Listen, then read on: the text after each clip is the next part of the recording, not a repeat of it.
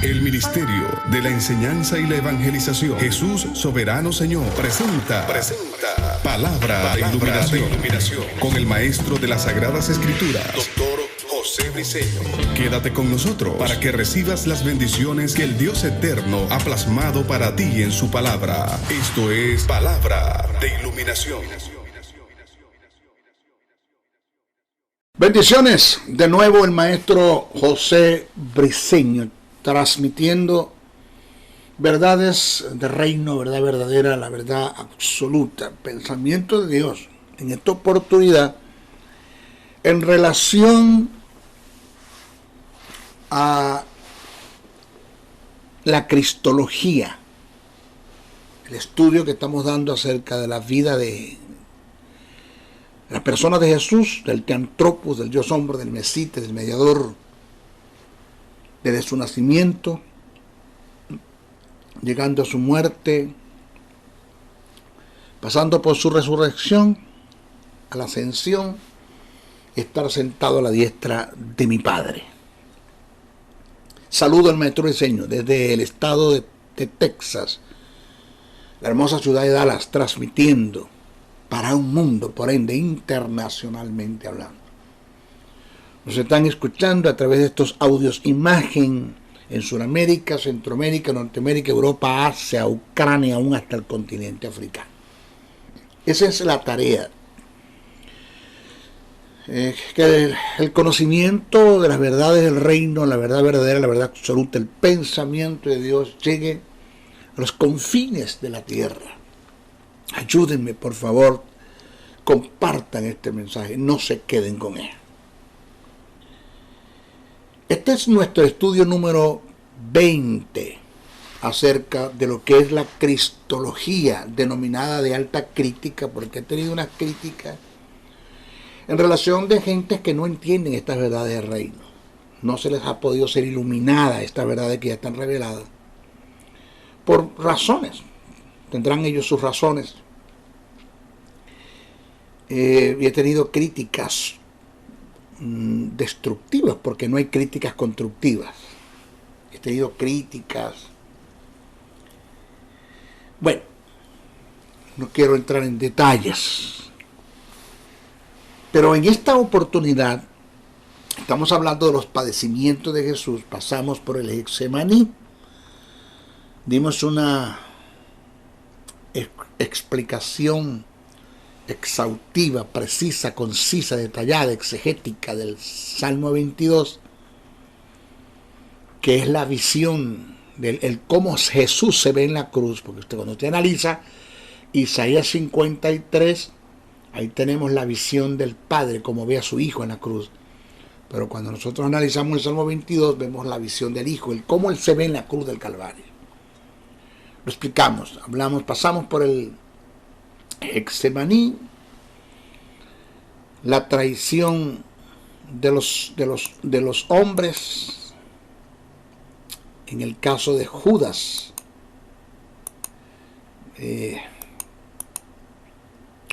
ahora vamos a comenzar con el juicio de los hombres, para después entrar en las prácticas de las flagelaciones, en el camino al Gólgota, al Vía Crucis, la crucifixión. El juicio de los hombres. Fíjense que después de pasar Jesús por el Getsemaní, que fue una etapa no muy fácil para él, y pasar por la traición de uno de sus discípulos, uno de los que él más confiaba, fue sometido al juicio de los hombres. Al momento de la aprehensión, inmediatamente Jesús fue llevado ante el sumo sacerdote, sufriendo el escarnio y la burla, el escupitajo y los golpes de los hombres.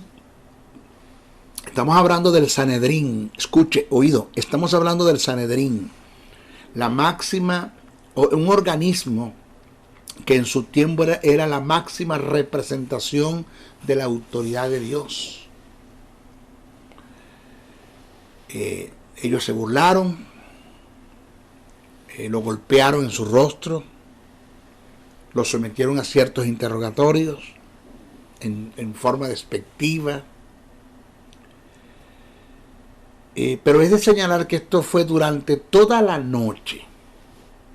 Oído, toda la noche. Jesús no pudo dormir, totalmente trasnochado. Entonces, el día siguiente, muy temprano en la mañana, fue llevado ante Pilato, quien lo interrogó para luego remitirlo a Herodes, quien también lo interroga, haciendo burla de él, pero más tarde lo regresan a Pilato, sometiéndolo a una caminata que agravó su estado físico por el excesivo agotamiento, trasnocho, con sueño, con hambre, con sed. Pilato lo toma y lo presenta al pueblo después de mandarlo a azotar. Posteriormente se decide liberar a Barrabás y crucificar a Jesús. Eso está escrito en los evangelios. El evangelio de Mateo, del capítulo 26, versos 57 a 68.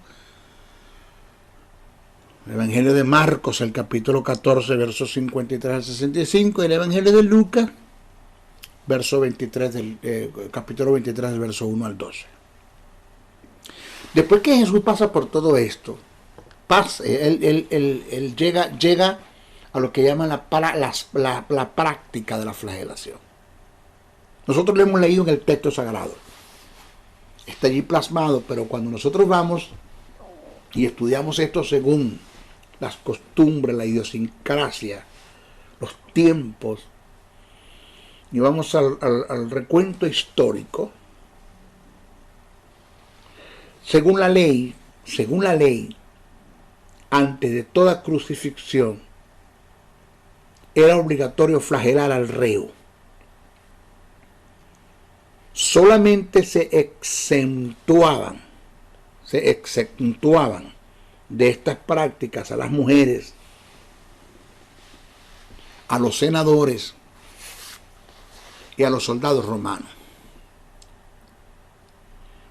El instrumento de flagelación era un látigo corto llamado flagrum, así como se escribe, F-L-A-G-R-U-M, flagrum. Otros lo escriben flagellum, que también se pronuncia. Pero este tenía varias apéndices o correas de cuero de distintas extensiones, a los que se amarraban al final de cada uno pequeñas bolas de hierro o huesos de ovejas en forma intercaladas. Esto es información según nos da el contexto histórico. La víctima era despojada de su ropa, totalmente desnudo, ¿no? Esto no es como lo presentan las películas romanas. Hollywood nos presentó un cuadro y totalmente tergiversado y distorsionado. Señores, le quitaban todos sus genitales, glúteos, miembro viril, testículos, todos estaban a merced del público, de la gente. Por eso dice que sus vergüenzas fueron expuestas ante la gente. La víctima era despojada de su ropa. Sus manos eran atadas hacia arriba en un poste. Espaldas, glúteos, muslos y piernas eran flagelados por 2 soldados que, colocados a ambos lados de la persona, se alternaban los azotes. Pero debemos tomar en cuenta que quienes flagelaron a Jesús, oído, muy importante esto, eran verdugos, hombres especializados en la materia. No era el primero que iban a flagelar, ya habían pasado mucho. tenían una mente cauterizada, sin estado de conciencia. Ellos no estaban con que te duele o no te duele, o dale más pasito que le estás dando más duro, muy duro. No, no, no, no. Una mente cauterizada. Ese era su trabajo, esa era su profesión. Ellos tiraban el látigo hasta partir el alma de una forma indolente. Y el daño infligido por los azotes dependía de dónde se colocaran los verdugos. La intención de la flagelación era causar la muerte a largo plazo. O sea, no era matarlo en la flagelación. Por eso es que la intención de la flagelación no era causar la muerte, sino torturarlo para que muriera a largo plazo en la cruz. Por esta causa, el verdugo debía tener buen cuidado de no aplicar el castigo en las zonas más vulnerables del cuerpo para lograr su propósito, que no era matarlo allí, sino que fuera a morir en la cruz. Por tanto, no debería dirigirse las flagelaciones con los huesos intercalados o pedazos de metal a la cabeza, al estómago, ni al costado derecho, el hígado, en ese costado donde está el hígado, como tampoco a los testículos ni a los riñones. Esto indica que las flagelaciones dadas a Jesús cayeron sobre un mismo lado de sus espaldas y de sus glúteos. Usted se puede imaginar la hematoma, la herida que se produjo allí. Además, los pedazos de metal o hueso que estaban en los extremos del látigo producían profundas contusiones y heridas hasta rasgar la carne al caer sobre la humanidad de Jesús. Tomando en cuenta que a Jesús no lo flagelaron los judíos, sino los romanos, podemos deducir que no le dieron 40 latigazos, sino 120. Esto es 40 por 3. Agregado a esto, le colocaron una corona de espina en una de las partes más sensibles del ser humano sobre la cabeza, que está sobre la cabeza. Las espinas tenían la propiedad de succionar la carne. Además, golpeaban con una vara sobre la corona, hundiendo aún más las espinas, produciendo un intenso dolor de cabeza conocido como migraña aguda. No conforme con esto, según lo registra Isaías 53, el verso 2, Jesús fue golpeado en el rostro por los soldados, hasta el punto de quedar completamente desfigurado, perdiendo su hermosura y su parecer.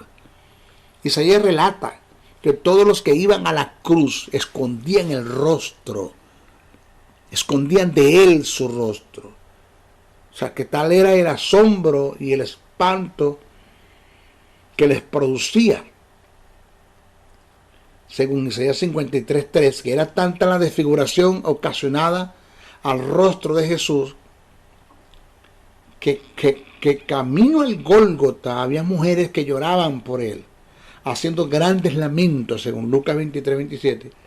Y el lamento era producto del asombro que les causaba el cuadro macabro en la que Jesús se encontraba. Su rostro fue totalmente desfigurado. Iban a la cruz y miraban y quitaban la mirada de él, dice el texto sagrado. Si vamos camino al Gólgota, fíjate por todo lo que Jesús tuvo que pasar. Esto todo lo hizo fue por mí, por ti, por el que me está escuchando. Que si ya aceptó el plan de salvación, yo creo que es mejor que le demos más importancia a esto, más valor. Dejando la guachafita de estar con con el pecado y estar a medias. Y los que no han aceptado el plan, acéptenlo. Acepten el plan de salvación, porque esto es dolor, esto es clavo, esto es herida. Camino al Gólgota, el camino al Gólgota. La veracidad de las flagelaciones a que fue sometido con su intenso dolor y la gran pérdida de sangre debió dejar a Jesús en un estado de pre-shock. El abuso mental y físico cometido en contra de él por parte de judíos y romanos, así como la falta de alimento, de agua, cargado de sueño, contribuyeron a debilitarlo físicamente. Por lo tanto, desde el punto de vista médico, clínico, sus condiciones físicas ante la crucifixión debieron ser extremadamente críticas y comprometedoras. Señores, las costumbres en los tiempos de Jesús era que el condenado a la pena capital relativa a la crucifixión debía cargar su propio instrumento de ejecución. En el caso de Jesús fue un madero, desde el sitio de la flagelación hasta el de la ejecución, hasta el de la crucifixión, en este caso hasta el monte del cráneo, el monte de la calavera. Esto estaba fuera de los muros de la ciudad. Esto indica que Jesús caminó. Oiga, presta atención. Esto lo estamos narrando, es que esto no es fácil. Cuando lo leemos en la Biblia lo vemos así por encimita, porque esto no es fácil. Señores, Jesús caminó aproximadamente medio kilómetro con el madero a cuesta, cuyo peso era de 70 kilos. Pero según los registros de Juan, Jesús cargó el madero por completo. Simón de Cirene solo le ayudó a cargarlo, a cargar el madero por un extremo de la parte de atrás. Pero no fue que se lo quitó y se lo puso en el hombro y ya, y Jesús no lo cargó. No. Solo le ayudó por una parte, por un extremo. Según Lucas 23:26, Juan 19:17. Esto lo hizo Jesús después de la flagelación, de los golpes, de las torturas, de la corona, hambre, sed, trasnochado. Todo esto lo hizo. Mire, esto parece un cuento bien contado, ¿no? Esto yo lo creo porque está escrito en el texto sagrado. Pero yo soy de los que creo y estoy muy seguro que lo que le dio la fuerza a Jesús para soportar todo esto, además de la providencia de nuestro Dios, es el amor, la compasión que sintió y siente por la humanidad. Porque no es fácil cargar un madero de 70 kilos después de haber sido... ¡Wow!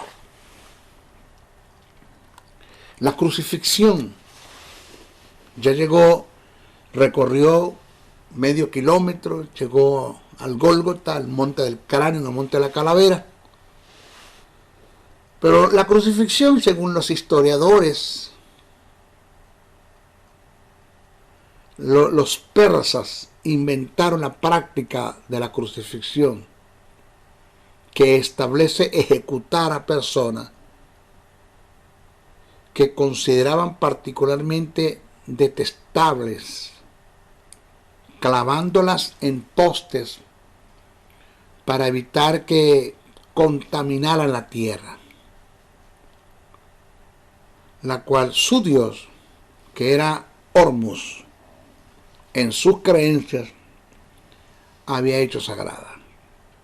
La crucifixión se convirtió después en una herramienta de Alejandro el Grande de los 4 generales que lo sucedieron y finalmente de los cartaginenses, de quienes la practicaron, de quienes lo aprendieron los romanos. La crucifixión era el peor de los sufrimientos que pudiera padecer un hombre. Este es el peor de las muertes. Es una pena capital. Y era reservado a los esclavos extranjeros, revolucionarios, criminales más viles. En este caso, Jesús fue contado como uno de ellos. La crucifixión reunía 4 cualidades que los romanos buscaban en esa ejecución. 4. Se dieron en Jesús, se dieron las 4 en Jesús. 1. La agonía intensa. 2. La muerte lenta. 3. El espectáculo público, vergonzoso. Y 4. La humillación total. Esto era lo que se buscaba con la crucifixión. Reunía 4 cualidades que los romanos buscaban en esa ejecución. 1. La agonía intensa. 2. La muerte lenta. 3. El espectáculo público. Y 4. La humillación total. Se dieron en Jesús los 4. Se dieron. Pero no debemos olvidar que Jesús no cargó una cruz como tal. La traducción bíblica dice cruz, pero el término que aparece del griego es stauron, lo cual indica madero. El stauron era clavado en forma horizontal sobre uno que estaba en forma vertical en el Gólgota, cuyo nombre era Patibulum. Clavando el stauron con el patibulum se formaba una cruz. Al llegar al sitio de la crucifixión, el reo era colocado sobre el madero, o sea, sobre el stauron, tendido en el suelo. Las manos podían ser amarradas o clavadas. En el caso de Jesús fueron clavadas. Según algunas investigaciones, en el aspecto físico, los clavos eran generalmente colocados con mayor frecuencia en las muñecas, no en el centro de la palma de la mano, en las muñecas, no en las palmas de las manos, debido a que el peso corporal rasgaba las manos y el cuerpo no se mantenía en la cruz, en el caso que la colocaran sobre las palmas. Tenía que colocarla sobre las muñecas. Los clavos de hierro eran introducidos entre los huesos llamados carpo y radio, y entre el espacio de los huesos carpos y sus ligamentos, muchas veces sin quebrar los huesos. Este fue el caso de Jesús, para que se cumpliese lo dicho por el profeta, que no fue quebrado hueso suyo. Pero produciendo un intenso dolor al atravesar los músculos, los ligamentos y nervios medianos, lo que produce parálisis de una porción de la mano, disminución de la circulación sanguínea, que es lo que llaman isquemia, contracciones muy dolorosas, y se le añadía a esto posibles calambres. Pero hay que tomar en cuenta que los clavos eran cuadrados con la punta roma o bola redonda, con una longitud aproximada de 8 a 13 centímetros y 1 centímetro de diámetro. Entonces, para clavar los pies se hacía el apoyo usado para estos atravesando con un clavo de hierro que pasaba entre el primer y segundo espacio metatarsiano, en el lugar justo de la unión del metatarso.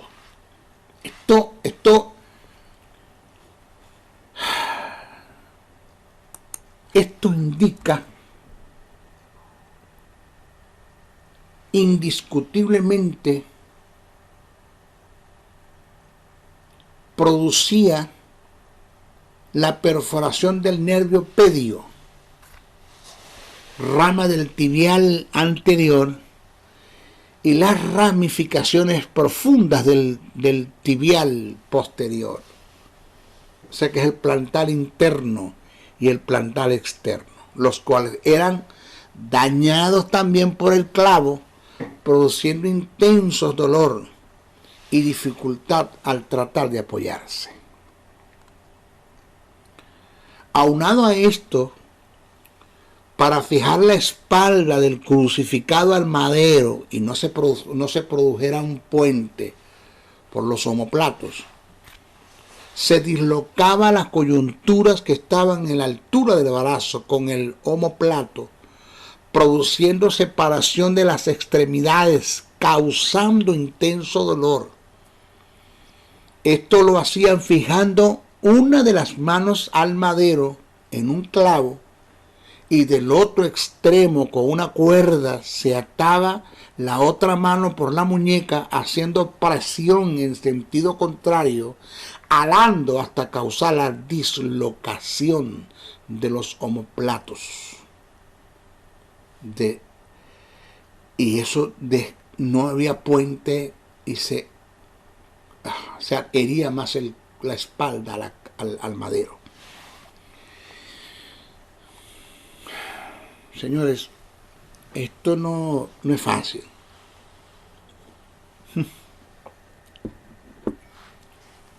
Su respiración, el peor efecto físico patológico de la crucifixión iba más allá. Era la marcada interferencia con la respiración normal, especialmente en la exhalación, que indica la expulsión del aire contenido en los pulmones.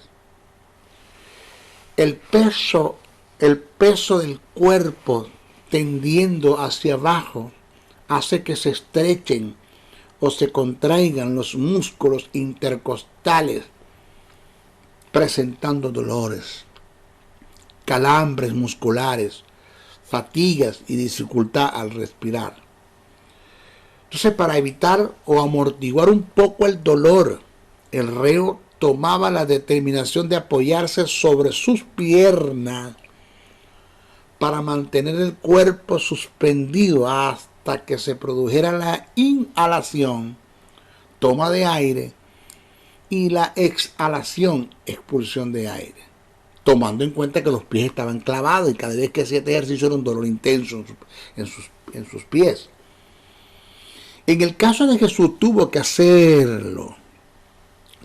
lo mismo durante 6 horas para evitar el intenso dolor. Él no era la excepción.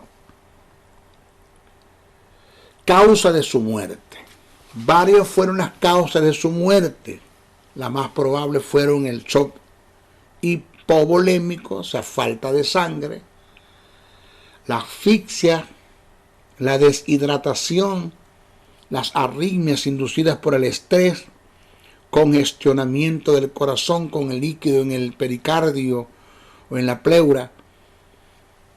A esto debemos añadir las fallas cardiorrespiratorias.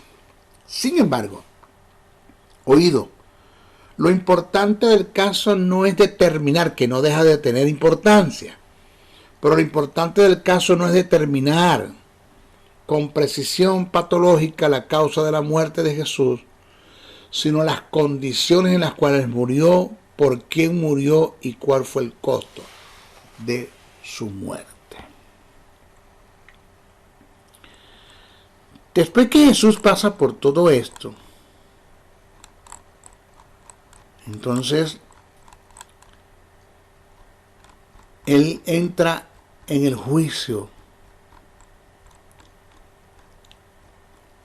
de Dios. Pasó en la cruz del Calvario. Todo esto tiene que ver con la crucifixión, clavos, heridas, torturas, flagelaciones, corona, Pero ahora vamos a ver qué se dio en la cruz del Calvario desde el punto de vista espiritual en relación a Dios Padre para con su Hijo. Cómo Dios Padre, con el dolor más grande que pueda sentir un padre, hirió a su propio Hijo por causa nuestra. Enfermó a su Hijo para no enfermarnos a nosotros. Maldijo a su Hijo para no maldecirnos a nosotros. Condenó a su Hijo para no condenarnos a nosotros. Todo lo que Dios hizo en la cruz lo hizo por causa nuestro y para no hacerlo con nosotros. Esto es lo que llaman el misterio del cambio en la cruz del Calvario. Nuestra próxima clase vamos a hablar del juicio de Dios sobre Jesús. Vamos a hablar de las muertes sobre Jesús. Vamos a hablar de las enfermedades sobre Jesús. Vamos a hablar del descenso al infierno. Y vamos a hablar del ascenso del infierno y el descenso de Jesús. El ascenso del infierno y el descenso de Jesús. Vamos a hablar de eso en nuestra próxima estudio. ¿Ok? Se despide el maestro José Briceño, no antes sin pedirles, por favor, que oren mucho por mí, no dejen de orar. Muy importante su oración, sosténganme. Estamos afectando tinieblas, tradición, religión, para ustedes contar. Ellos se van a defender. Oren mucho por mí. Manténganme en oración. La oración de justo puede mucho. Segundo, no dejen de compartir este mensaje, compártanlo. No dejen de compartirlo. Y tercero, pueden aportar una ofrenda por este ministerio, apórtenla. Apórtenla. ¿Necesitamos dinero? Sí, necesitamos dinero. No voy a entrar en el terreno de la conmiseración como para dar lástima para que tú me des. Solo te digo que sí necesitamos dinero. Conviértete en un agente generador de los bienes del reino. Conviértete en un contribuyente del reino eterno. La mejor forma de transferir tu dinero para la eternidad es dando en este tiempo. Envía una ofrenda a este ministerio, lo necesitamos. Dios me dio una gracia, me dio una unción, me dio un conocimiento, me dio un espíritu, y todo eso es bueno, pero se necesita dinero para que esto pueda caminar. ¿Cómo lo hacemos, maestro? ¿Cómo hacemos llegar a usted una ofrenda? Ahí está mi correo. josén77, bricenoa77@gmail.com, o llámeme a mi número telefónico 786-604-3352, acá en el norte de los Estados Unidos, y yo lo atiendo personalmente y le doy la información de cómo aportar una ofrenda. Si tienen alguna pregunta en la teología en relación al tema que estamos dando, llámenme. Yo no tengo asistentes, yo los atiendo personalmente. Todavía no se me dio el ministerio a la cabeza, creo que yo me debo a ustedes. Y quien me llame para hacerme una pregunta en relación a lo que están escuchando en estos estudios, yo lo atiendo con mucha responsabilidad y con mucho gusto. ¿Okay? Se despide el maestro José Briceño. Hasta nuestra próxima oportunidad. Bendiciones, bendiciones, bendiciones. El Ministerio de la Enseñanza y la Evangelización, Jesús Soberano Señor, presentó Palabra de Iluminación. Te invitamos a un nuevo espacio de corte similar por nuestros diferentes medios de comunicación. Contáctanos en los Estados Unidos al WhatsApp +01 786-604-3352 y a los correos josén77 bricenoa77@gmail.com y a maestrojosebriceno.blogspot.com. Bendiciones.